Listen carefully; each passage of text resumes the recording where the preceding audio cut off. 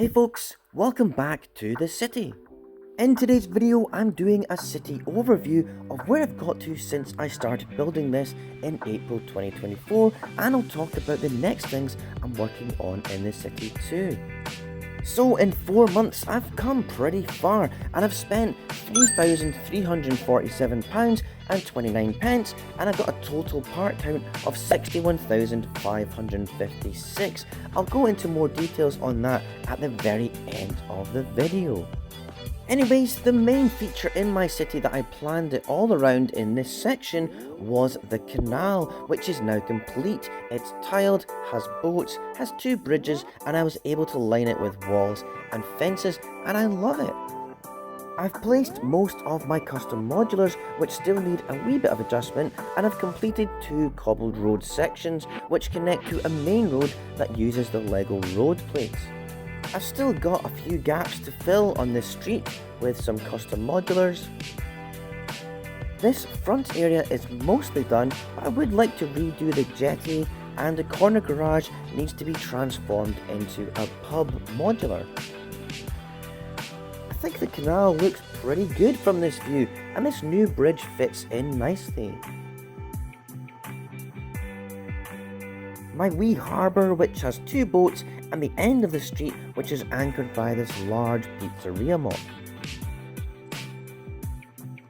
The city square still needs to be finalised. I've got a particular idea in mind for it, but it's actually going to take a fair bit of work to get it done.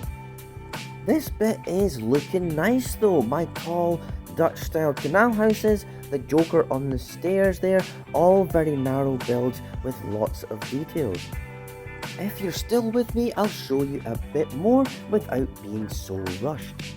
For my harbour side roads, I decided to do a single lane cobbled road as I want to keep things compact. It's also a European style, so wee roads are pretty common. And this street is lined on the left by my rather tall and narrow Dutch influenced buildings, and they have stores on the ground floor. My favourite so far is my Pandora jewellery store, which is pretty unique. The tan section in the middle will be a wee city square with seating, a tall statue, and the black stand at the back, which has a horse on it, will eventually have something else. And there'll be some trees and some plants as well. My wee harbour here has 2 motorboats, and at the moment this bit of water is clear, but I do have a Pan Am seaplane which docks here, and it is finished, and that video will be coming hopefully next week. This view will also be transformed soon, as the green plate at the back there will have quite a large building on it as well. My harbour area does annoy me a wee bit, as I have 3 different shades of trans clear tiles, but I used the darker ones further out to simulate a deeper area, and all the tiles are placed on top of black plates, which give the water a nice realistic look. Well, I think it does. This is my new bridge, which I just finished, and it's tiled with sand blue, which I'm using all over my city as pathways, and I use tan 1x1 plates in various places, which are for minifigures to stand on. I love this bridge design, especially as it has a decent curve and some height for boats to pass underneath.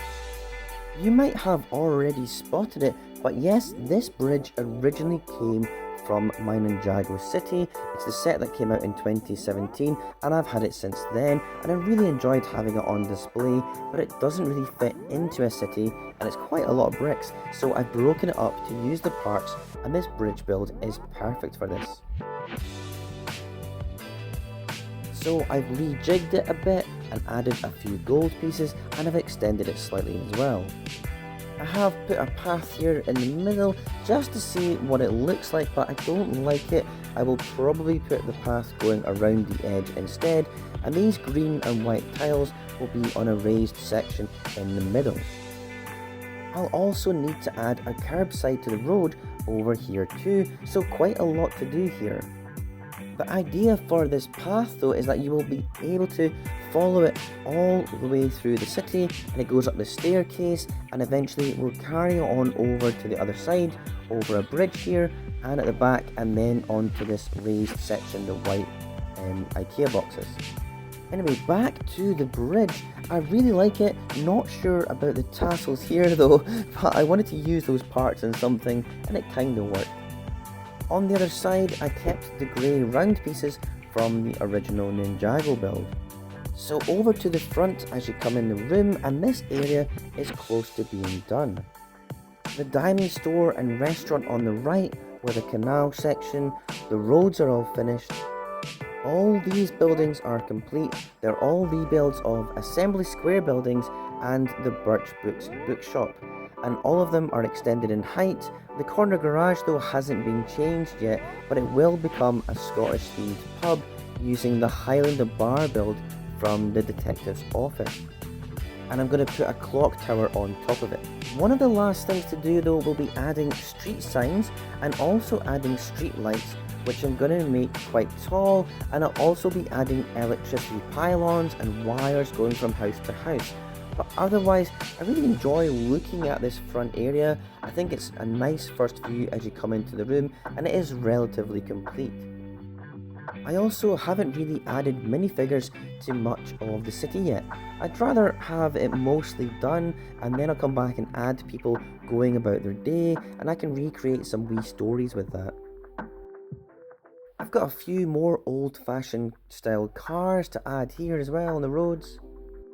The building directly to the right is a diamond store, but it was originally the florist in Assembly Square, and I added another canal area here with a tiny bridge and built a custom narrow building next to it, which is a restaurant, and I used the Chez Albert sign from the Parisian restaurant.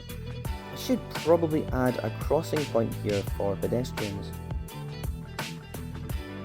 I do enjoy this wider view, although it is of course unfinished, but it won't take too much to get it done. My aim is to have it finished by October. And having an unobstructed view of each street is what I wanted to achieve, so you can really get a look at all the custom modulars and all the details. So flip it over to the other side of the table, looking down the canal. Still a lot to do. I do have a shell guide which I'm putting down on the left, but I think eventually this will present a very nice view to look at this area of the city as well. The Parisian restaurant is now a funeral home, which the local mafia also use as a base of operations. Over here I lined the back of the street with plants and trees, basically to hide the uglier side of the modulars. And that green plate will have a large embassy or consulate and a Chinese restaurant. I'm rebuilding the police station modular into the embassy, and it's almost done. And this area here will still remain open with the square and the trees and the statue. Sanctum Sanctorum is also going to be modified into a large bookshop. Now the construction site, lots to do here. I've got my single loop railway here as well, but I keep changing what I'm doing here as I'm trying to maximise the space and not waste it, and I've got lots of different ideas. Underneath the table, I've got 8 or 9 of the white Lego IKEA boxes, which I'm going to bring up. In fact, let's do that now. So here I did it. This is going to be my downtown financial district with various skyscrapers, which will have a road around it and the railway. The Friends Botanical set there will be merged with the Brick Bank to create a custom train station for the city. I do have a dilemma here though, as the railway is curved and I need to make a crossing over this. So that's a big challenge, as the railway will be raised as it will have ballast below it, so kinda don't know how I'm going to do this. This bit here will have a bridge over the road and the platform will be on the right side.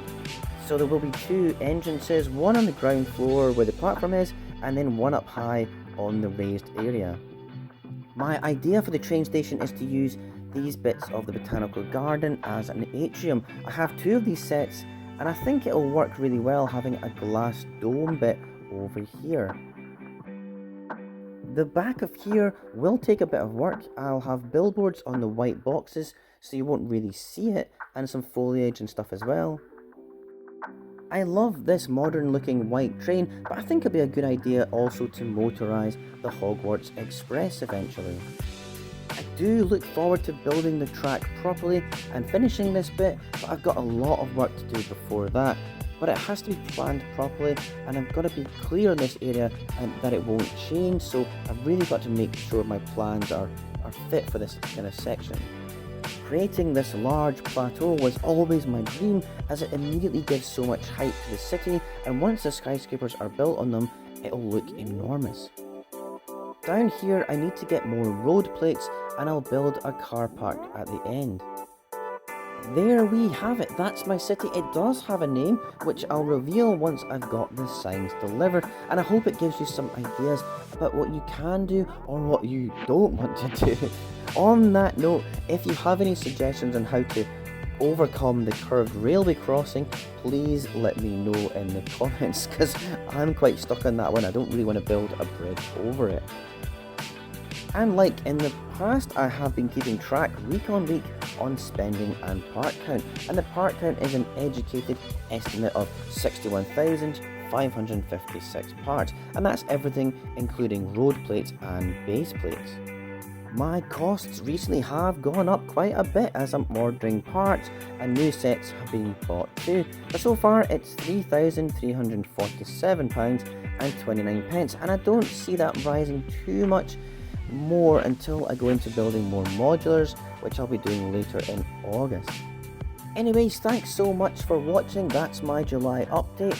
Onwards and upwards with construction. I'm going to be building lots more, so I'll see you in the next video. Bye!